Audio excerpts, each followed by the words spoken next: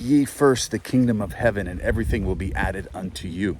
What does this mean to you, this Bible verse? Seek ye first the kingdom of heaven, and everything will be added unto you. Christ, don't you know that Christ lives within you? Seek ye first the kingdom within you, and then everything will be added unto you. If you fix yourself, like Neville Goddard said, do not go around trying to change people.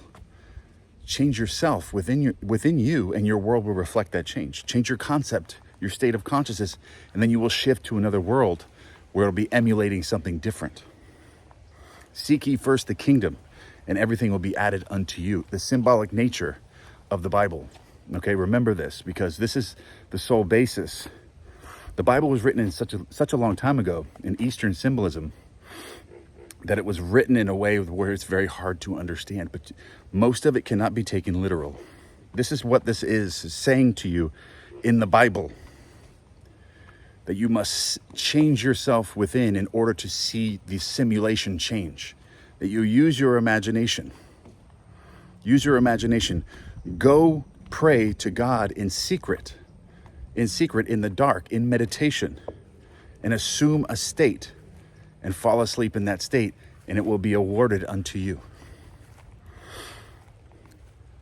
Find and figure out the person that you love and admire, that you look up to in your life, and emulate that person. Be that person. Change within yourself.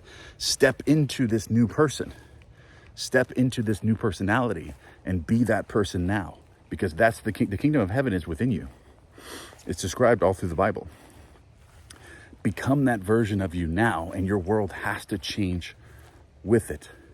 Has to change. So ask yourself, who are you now? Who do you feel yourself being right now in the present moment? I mean, take a minute and really think about this. Because everything in your world is as it is because of who you truly feel and consent to being true of your world within the kingdom of heaven. Because that's why it says, seek ye first the kingdom of heaven. Before you try to change anything within the simulation, you must go within yourself, inside your imagination, and make those changes first. Otherwise, nothing's going to change. Your world won't change until you first change yourself. Seek ye first the kingdom of heaven, and then your world will reflect that change. Everything will be added unto you. Everything. I had to figure this out the hard way. But I'm here trying to give you different examples and try to give you this knowledge of how this all works. The person that I was before I went to prison, I was emulating. I didn't know all this stuff. I wasn't a good person. I didn't care about other people. I didn't care about myself. I didn't care about any of that. So my world reflected that change. It sent me to prison. I went to prison where nobody cared about nobody. And that's who I was. So I was sent there. But in order to change that, I had to seek ye first the kingdom, which was in me. I figured out what the issue was, and it was within me. And I even spent a lot of time trying to change the exterior world without changing myself. Arguments with people, fighting with people, trying to actually physically change and alter my world, but it never changed until I first changed myself within. Don't you know that Christ lives within you in the kingdom of heaven? Seek ye first the kingdom. Christ lives within you. Everything will be added unto you. The law of assumption, assuming yourself to already be the person that you desire, that's already living in the world they want to live in. So that's the kingdom within yourself, within your own mind, okay?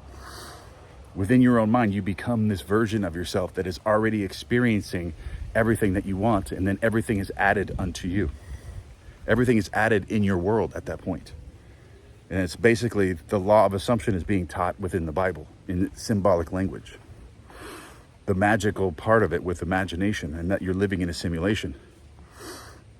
But the biggest part that I get out of this is that you don't need to stress, you don't need to worry.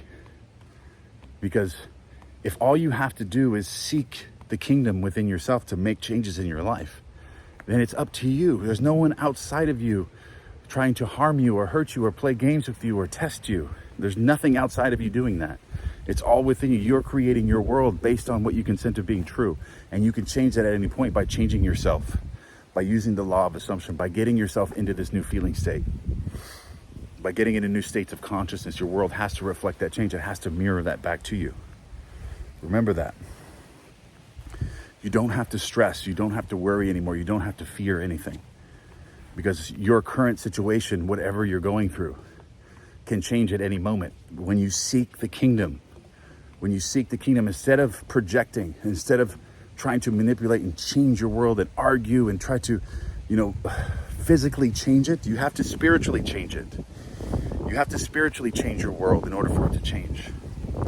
And once you spiritually change it, you'll be in a different state of consciousness where you're acting within a new state of consciousness automatically, because like we talked about before, you don't have free will to act outside of your current state of consciousness. But as you make spiritual changes in the inner world, you automatically have new ideas and make new actions. And you're more grateful. If you create a grateful version of yourself, that leads to action as well. That's what I believe about gratitude, is what I've learned. Being in prison for so long, getting out, and then being grateful just to be able to have privacy, to be able to get cold water, ice cubes, to be able to walk outside whenever I want to have my own refrigerator, make the food that I want to make, not have to live in danger, in these things all the time. When I got out, I had I was so grateful. And it caused me to take so much action in my world. Every opportunity that presented itself to me, I took that action because of my state of consciousness of being grateful. So remember that a state of gratitude is a very high level state of consciousness, which you're going to act within. Your free will to act is based on your current state of consciousness. And if you are grateful for your world, you're going to get new ideas. You're going to act differently. You're going to walk through doors that you never would have walked through before. And you're also going to have doors that are going to open that never would have opened for you before, because you're shifting your realities. You've seeked first the kingdom, and then everything was added unto that kingdom. So what kingdom are you creating for yourself? What kingdom right now are you creating for yourself? Because that is what's going to be added to you. Remember that, the actual Bible language. Seek ye first the kingdom. So what kingdom are you seeking within yourself? What's the kingdom like within you? Okay, who are you? What's the kingdom? Because that's the world that's being added unto you. That's the world that's being added unto you, as it's stated in the Bible. So remember that as it relates to the law of assumption, as it relates to quantum physics, as it relates to any issues that you have in your life. If you're in a state of gratitude and you change your states of consciousness, your world's going to reflect that change. You don't need to stress. You don't need to worry anymore. Write that stuff down and remember that the world is a simulation being projected from within you, and that's the only reason why this Bible verse works. These things work because if everything wasn't within you, and you weren't living in a high-tech simulated game, a simulation, then changing the inner world and changing your imagination wouldn't change the simulation. It would be all physical. But because it's not real, it all is being created from within you. Don't you know that Christ lives in you? It's all spoken through the Bible. And the reason why the simulation, how to change the simulation, is simply by changing your inner states, your states of consciousness. Changing the kingdom within you, and your world will reflect that change. It's not as difficult as you think either. It can be very, very simple. It can be very simple, and the knowledge of it can change your life simply just by knowing what to do. Just by knowing about it and starting and changing your belief systems, changing what you consent to being true. Because once you truly understand that you're living in a simulation, that can automatically change a lot of things for you, because you're going to shift to another world. You're changing the kingdom, because essentially the kingdom is who you feel like you are and what you consent to being true of your world.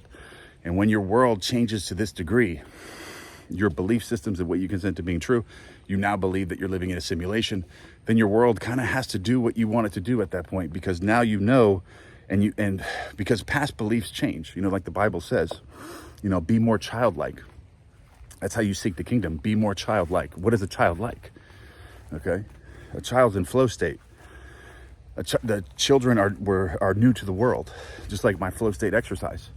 You're brand new to the world. That's more childlike. Flow state. Okay. You just landed here on your spaceship. You have this brand new idea about yourself. You've now changed the kingdom. You seek the kingdom within yourself. Seek ye first the kingdom, and then everything was added unto you. Being more childlike. Being more childlike. So that's the take I want to give you. Seek ye first the kingdom of heaven within you. And your world, everything will be added unto you. You will attract everything to come to you in your world once you change the inner world. Change the inner world, the outer world will reflect that change. I love you guys. I'll see you in the next one.